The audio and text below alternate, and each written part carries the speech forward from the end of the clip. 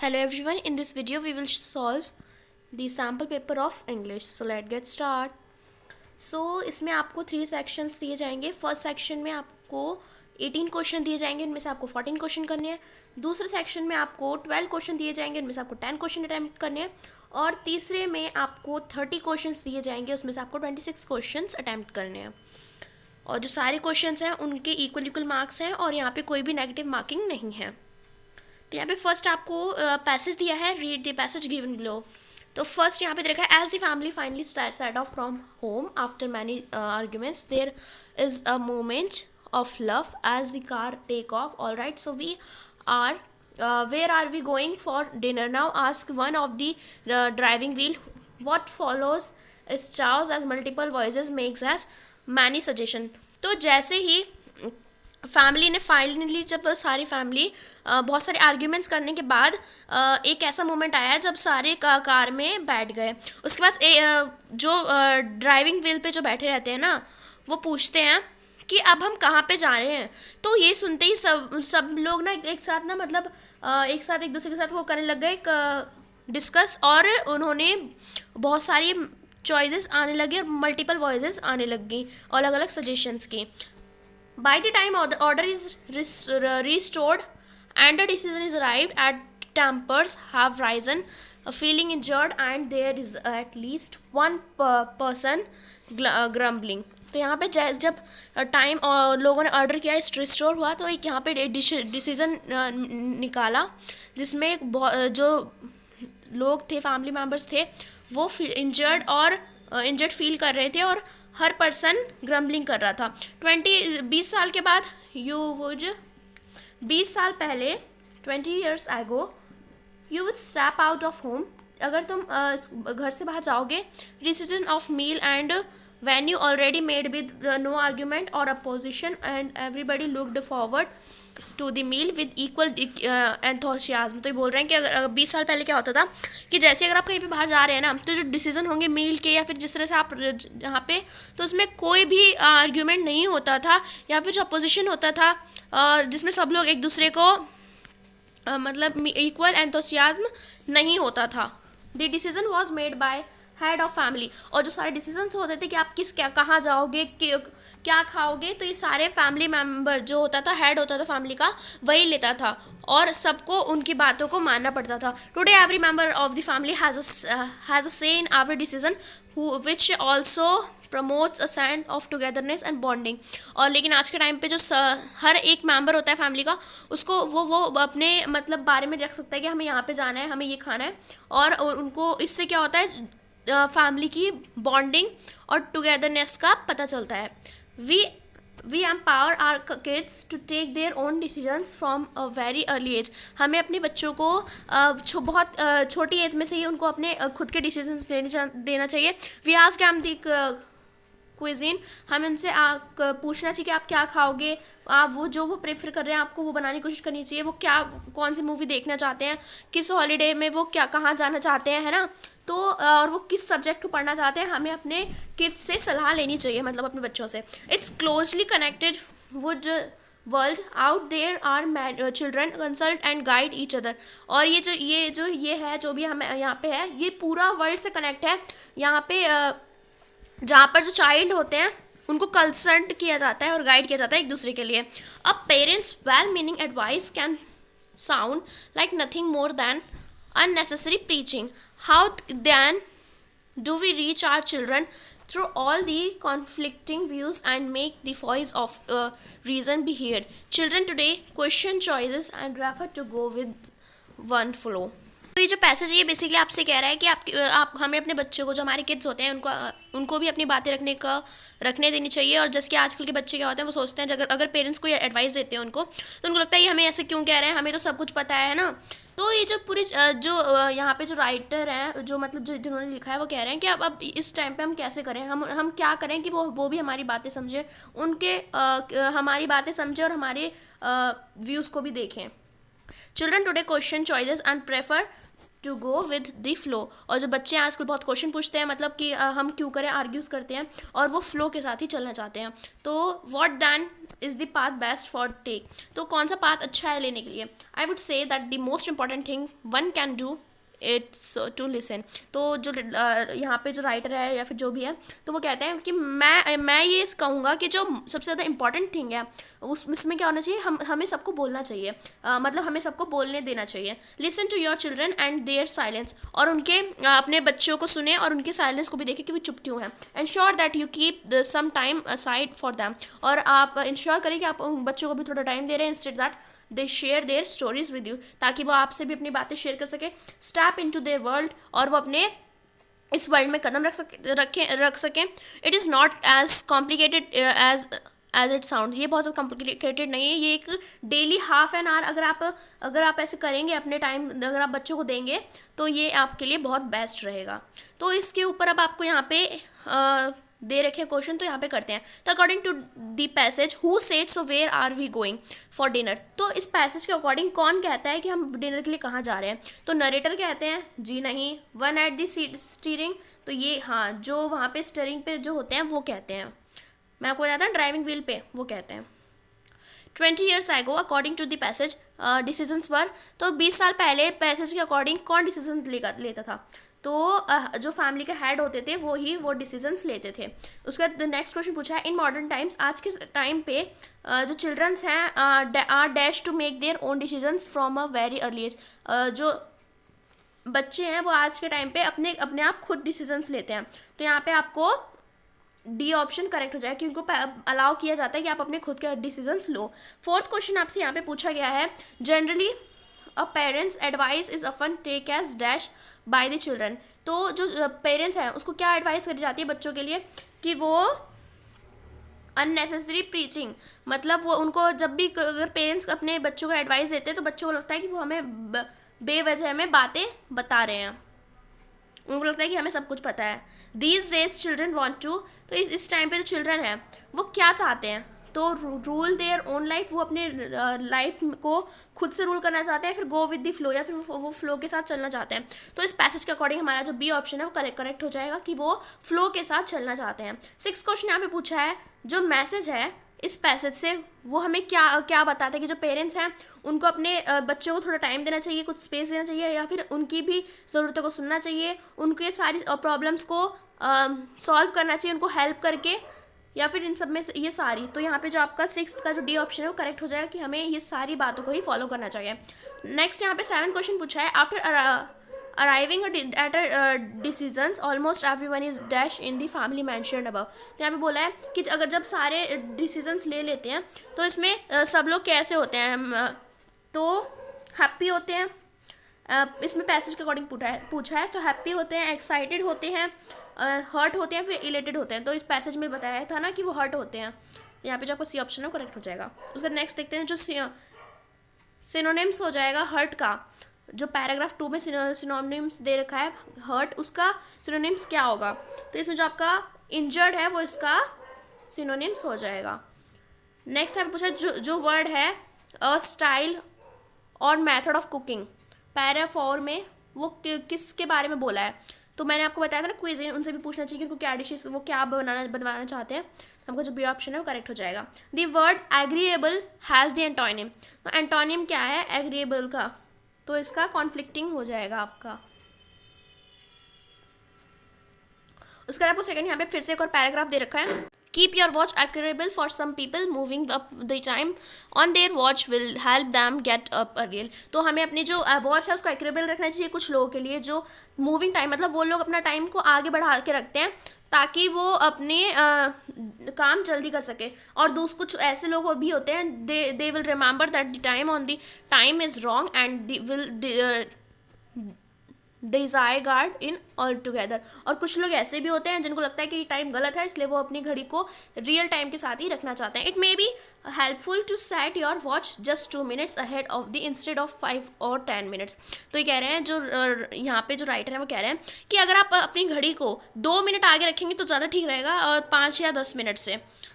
Keep a clock, phone, computer और anything that displays time on each room और of your house. तो आपको हर एक रूम में क्लॉक, फ़ोन, कंप्यूटर या फिर कोई भी चीज़ जो कि आपको टाइम बताती रहे वो आपको अपने हर एक कमरे में रखनी चाहिए।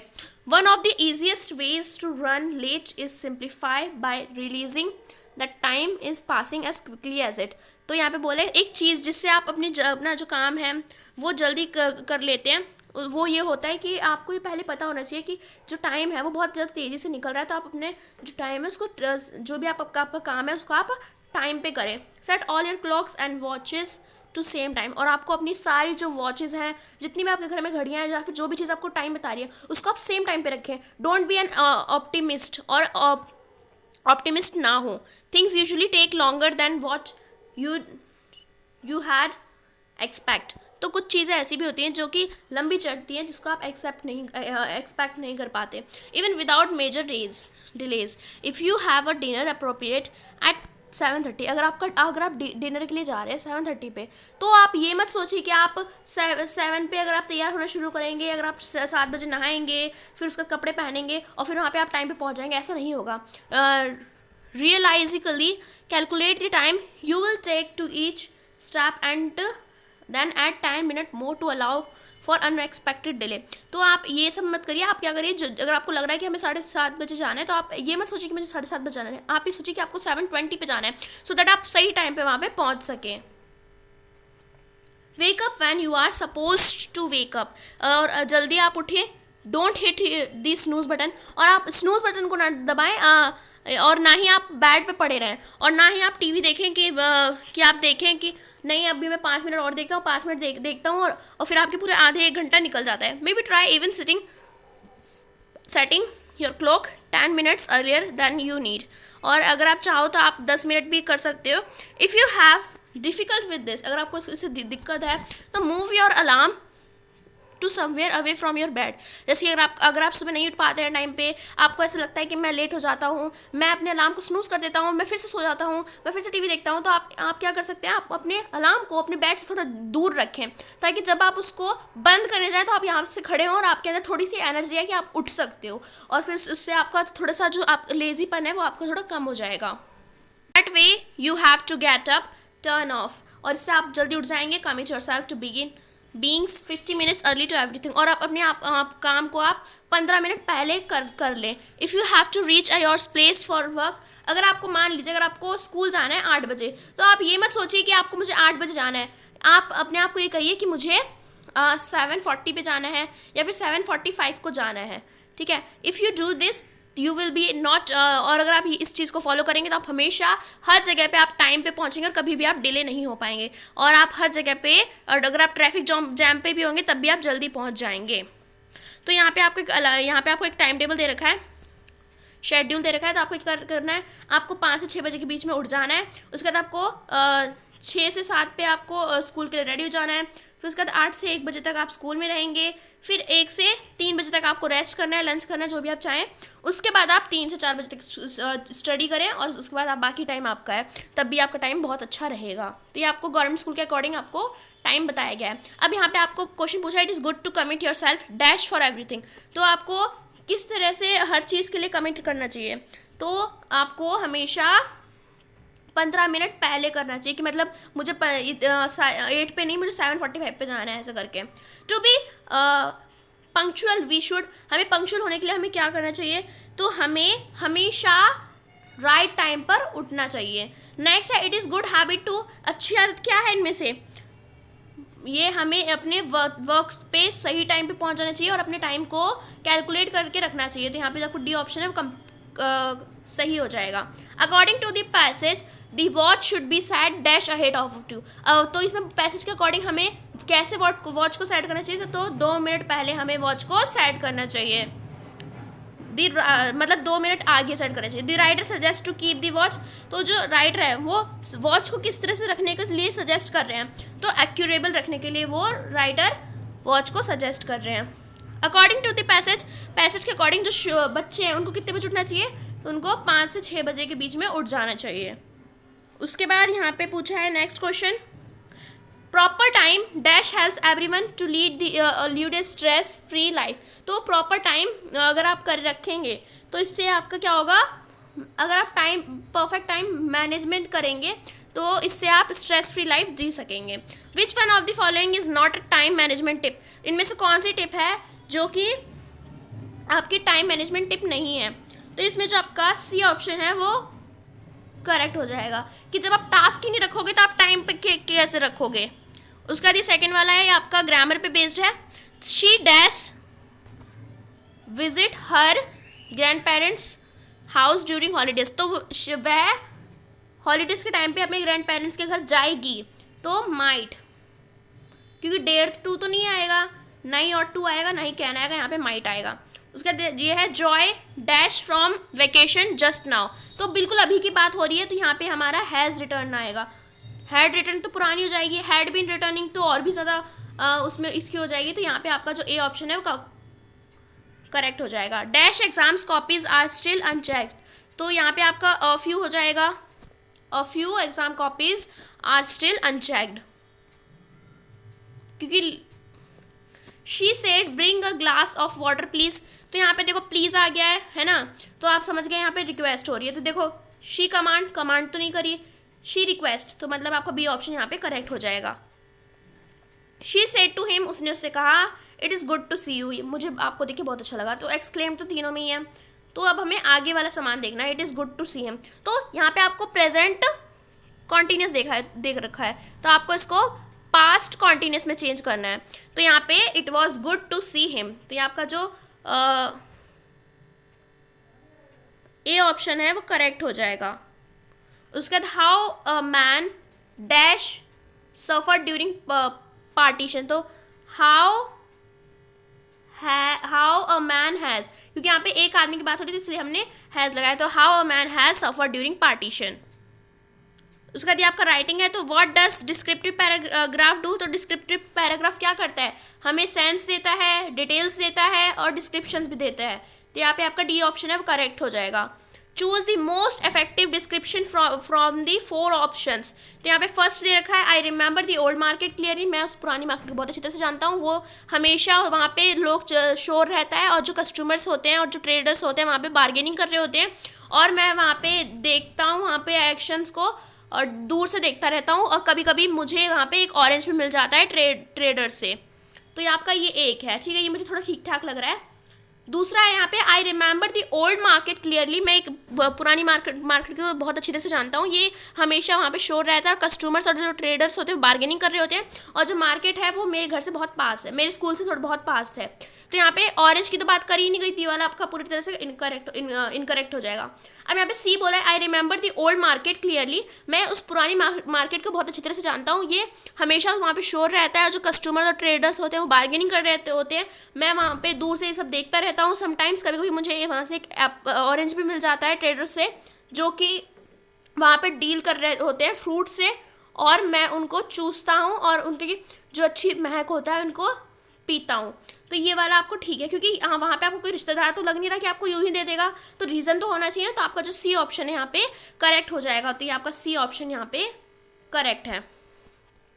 विच is the reason to write descriptive paragraph, तो हमें डिस्क्रिप्टिव पैराग्राफ क्यों लिखना चाहिए, तो हमें रीडर को टेक्निकल फीचर्स के बारे में इन्फॉर्म करने के लिए, रीडर को साइंटिफिक डिटेल्स प्रोवाइड करने के लिए, या फिर रीडर को नंबर्स और लाइकिंग अपीयर करने के लिए, तो इसमें जो आपका ए ऑप्शन है वो करेक्ट हो जाएगा, क्योंकि हमें उसको सिर्फ ये तीन चीज़ें थोड़ी ना होती हैं, इसके अलावा यहाँ पे उसको साइन, स्मेल, टेस्ट, साउंड और हर चीज़ इसमें हमें पता चल जाती है डिस्क्रिप्टिव ऐसे में। शॉर्ट स्टोरी किस में बेस होती है, वो एक सिंगल थीम पे बेस होती है, क्योंकि हमने पढ़ा है ना द लॉस्ट चाइल्ड, ये एक शॉर्ट स्टोरी तो है जो कि एक सिंगल थीम पे बेस्ड है। A crucial part of a story, तो एक क्रूशियल पार्ट क्या होता है किसी भी स्टोरी का, बिगनिंग नहीं, एंडिंग नहीं, प्लॉट नहीं, उसका जो क्लाइमेक्स होता है वो ज़्यादा क्रूशियल होता है। थीम ऑफ द स्टोरी में भी जो थीम होती है वो स्टोरी की कैसी हो सकती है, वो हैप्पी भी हो सकती है, नेगेटिव भी होती है, न्यूट्रल भी हो सकती है, तो यहाँ पे ऑल द अबव आपका सही हो जाएगा। अब यहाँ पे लिटरेचर है, तो इसको भी पढ़ लेते हैं। ये जो लिटरेचर है आपका ये ट्रूली ब्यूटीफुल माइंड से लिया गया है, मतलब आपकी बुक से ही लिया गया है, तो अगर आप इसको नहीं पढ़ेंगे तब भी आपका ठीक हो जाएगा काम, अगर आपने ये स्टोरी पढ़ी होगी। तो यहाँ पे है, यहाँ पे आपको असर्शन रीजन वाले हैं एक तरह से। Mileva Maric did not come to university of Zurich, जो मालवीय मैरिक थी वो जुरिच की यूनिवर्सिटी में नहीं आई। तो क्या ये आपका ठीक है? अब उसके बाद ये रीज़न है इसका, it was the only university which gave degree to women. और ये जो जुरिच थी वो एक ऐसी यूनिवर्सिटी थी जिसमें जो वीमेंस होती वो डिग्रीज लेती थी। तो ये वाला गलत है क्योंकि वो आई थी। और वो क्यों आई थी? क्योंकि ये एक इकलौती ऐसी यूनिवर्सिटी थी जहाँ पे जो वीमेंस को डिग्री दी जाती थी। तो इसमें आपका बी ऑप्शन करेक्ट हो जाएगा कि आपका ए फॉल्स है और बी सेकेंड आपका ट्रू है। Where did not Einstein decide to study after finishing school. तो कहाँ पर आइंस्टाइन ने अपनी कॉलेज करने का नहीं डिसाइड किया था? तो वो कहाँ पे नहीं चाहते थे कि वो कॉलेज नहीं पढ़ना चाहते, तो वो वो जुरिच में नहीं पढ़ना चाहते थे स्कूल के बाद। तो यहाँ पे जो आपका सिर्फ जुरिच में नहीं पढ़ना चाहते थे वो, तो यहाँ पे जो आपका सी ऑप्शन है वो करेक्ट हो जाएगा कि वो इन 3 जगह पे पढ़ना चाहते थे बट वो जुरिच पे नहीं पढ़ना चाहते थे।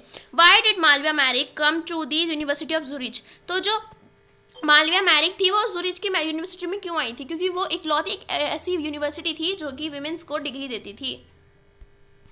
तो ये आपका ए ऑप्शन करेक्ट हो जाएगा।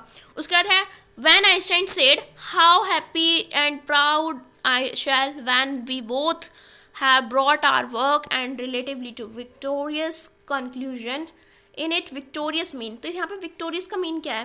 तो यहाँ पे defeated नहीं, triumphant होगा क्या? triumphant होगा जी हाँ, तो यहाँ पे triumphant है, मतलब वो लोग वो शादी करना चाहते हैं आइंस्टाइन उनसे। when did Einstein secure a job. Einstein को जॉब कब मिली? तो 1902 में उनको जॉब मिल गई थी। अब आपको इस पैसेज को पढ़ना है, ये दी हैप्पी प्रिंस से लिया गया है। तो I have ordered flowers to be embroidered on it but the seamstress is so lazy. तो ये किसने कहा था और किससे कहा था? तो राइटर ने कहा था अपने आप से? नहीं। हैप्पी प्रिंस ने कहा था? नहीं। द स्वेलो ने कहा था? नहीं। उसने दी लॉवेलिस्ट मेड ने जो किंग क्वीन थी उन्होंने कहा था। तो यहाँ पे आपको डी ऑप्शन करेक्ट हो जाएगा। अब यहाँ पे जो डांसिंग का साउंड था स्वेलो ने वो कहाँ पे सुना था? कास्टल में, पैलेस में, मैंशन में या रॉयल में? तो इसमें जो आपका बी ऑप्शन है वो करेक्ट हो जाएगा और उसने कैस्टल में सुना था ये साउंड। तो यहाँ पे उसने ये साउंड पैलेस में सुना था। तो इसमें आपका जो ए ऑप्शन है, बी ऑप्शन है, वो हमेशा करेक्ट होगा क्योंकि यहाँ पे सिर्फ एक ही जगह पे सुना था। Who has her dress and why. किसके पास उसकी ड्रेस थी? तो जो सेमेस्ट्रेस थी उसके पास उसकी ड्रेस थी बिकॉज जो मेड थी ऑनर की उसने उसको ऑर्डर किया था कि वो उस पर फ्लावर्स एम्ब्रॉयडर करवाए। तो यहाँ पे जो आपका बी ऑप्शन है वो करेक्ट हो जाएगा। ठीक है, नेक्स्ट है where did a beautiful girl come out with her lover. तो जो ब्यूटीफुल गर्ल थी वो अपने लवर के साथ कहाँ पे आई थी? तो बालकनी में आई थी। Who is not lazy when it comes to ordering flowers to embroidery by dress। तो इस स्टोरी के अकॉर्डिंग कौन लेजी नहीं है? तो सिर्फ सेमिस्ट्रेस लेजी नहीं है, बाकी सेमिस्ट्रेस लेजी है इसमें। तो इसका मतलब 1, 2 एंड 3 ये तीनों लेजी नहीं है। तो इसमें जो आपका सी ऑप्शन है वो करेक्ट हो जाएगा। Read the given extract to attempt the question. अब ये जो पोएम है ये आपकी the rain on the roof से ली गई है।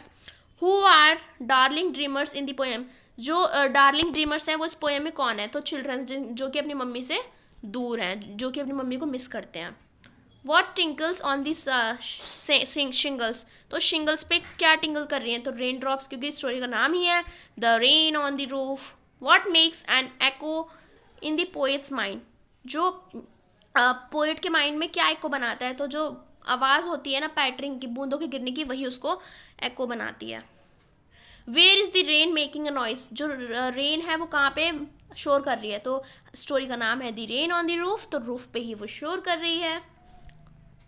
Trace a word from the extract that means memories. तो मेमोरीज का मतलब क्या होता है? ती रिकलेक्शन का भी मतलब मेमोरीज ही होता है, क्योंकि आप इसमें भी यादों को जोड़ रहे होते हैं, मेमोरीज का मतलब भी याद ही होता है। ये भी आपका एक एक्सट्रैक्ट है, ये आपका द साउंड ऑफ म्यूजिक से लिया गया है। ये चैप्टर आपने पढ़ रखा होगा तो आपको पता होगा। तो where was the shehnai traditionally played. तो जो शहनाई थी वो ट्रेडिशनली कहाँ पे बजाई जाती थी? टेम्पल में भी बजाई जाती थी, वेडिंग में भी बजाई जाती थी, और वेडिंग सेरेमनीज में भी, और अर्शपीजेस जो सेरेमनीज होती थी वहाँ पे बजाई जाती थी। तो इसमें जो आपका डी ऑप्शन है वो करेक्ट हो जाएगा कि इन सभी जगहों पर जो शहनाई थी वो बजाई जाती थी। What except of the shehnai begin to the consider auspicious. तो शहनाई क्यों बजाए जाते थे, किस कारण शहनाई को बजाते थे? तो जो उसकी लाउडनेस थी इसलिए नहीं, जो उसकी ऑडियो थी इसलिए नहीं, उसके साउंड की वजह से लोग वहाँ पे बजाते थे शहनाई को, क्योंकि वो लोग उसको बहुत ज़्यादा अच्छा मानते थे। What is the highest civilian award in India? India का जो सबसे ज़्यादा बड़ा सिविलियन अवार्ड है वो कौन सा है? तो भारत रत्न है, वही है। यहाँ पे which of the option is above art correct? तो यहाँ पे आपका सिर्फ ए है वो करेक्ट है, तो मतलब यहाँ पे आपका बी हो जाएगा। Who change the perception of shehnai? Shehnai का परसेप्शन किसने चेंज किया था? बिस्मिल्लाह खान ने किया था। In the past the shehnai was part of naubat और traditional ensembles of dash instruments found at the royal court. तो यहाँ पे देखो 9 बट लिखा है, तो यहाँ पे मतलब 9 इंस्ट्रूमेंट्स होते थे उसमें। आपका जो ए ऑप्शन है वो करेक्ट हो जाएगा। अब यहाँ पे who did the happy prince and his second sapphire for? अब जो हैप्पी प्रिंस था उसने किसको अपना सेकेंड सैम्फायर्स भेजा? तो उस गरीब मैच गर्ल को।